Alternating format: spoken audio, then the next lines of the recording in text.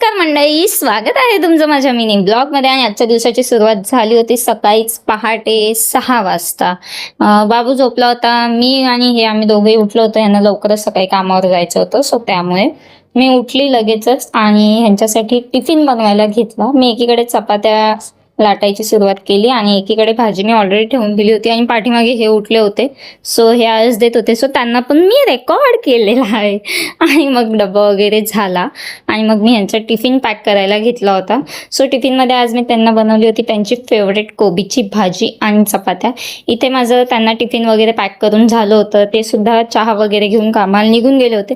त्यानंतर मी डायरेक्ट झोपली. जी 9 वाजता झोपली ती मी लगेच 11:30 वाजता उठलेली आहे, कारण हा पोरगा उठला होता आणि ह्याने मला त्रास द्यायची सुरुवात केली होती. जोपर्यंत बाबू खेळत होता, सकाळी उठल्या उठल्या खेळायला लागतं, तिथपर्यंत मी लगेच फ्रेश झाली आणि पप्पाने बाबूला सायरेला चारून घेतलं. मी फ्रेश झाली, मग मी सुद्धा भाजी चपातीचा नाश्ता केला. त्यानंतर बाबूला फ्रेश केला, बाबूची मस्तपैकी आंघोळ वगैरे घातली आणि मग तो मम्मी पप्पाजवळ खेळायला लागला. आणि मग मम्मी पप्पांनीच बाबूला आहे ना झोपवून पण टाकला.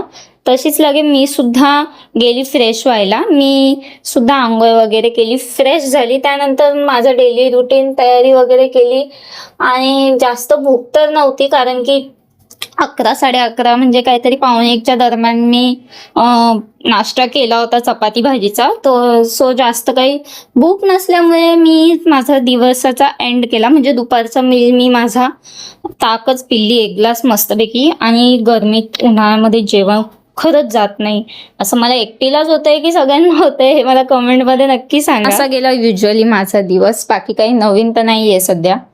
आणि सध्या हॉस्पिटलला सुद्धा जात नाही आहे, बिकॉज काही केस नाही आहे. जशी केस येईल तशी मी जाईल. सो तुमचे उन्हाळ्याचे दिवस कसे चालले आहेत, उन्हाळ्याच्या सुट्ट्या कशा चालल्या आहेत हे मला कमेंटमध्ये नक्की सांगा. आणि व्हिडिओ आवडल्यास व्हिडिओला लाईक शेअर सबस्क्राईब करा चॅनलला. धन्यवाद.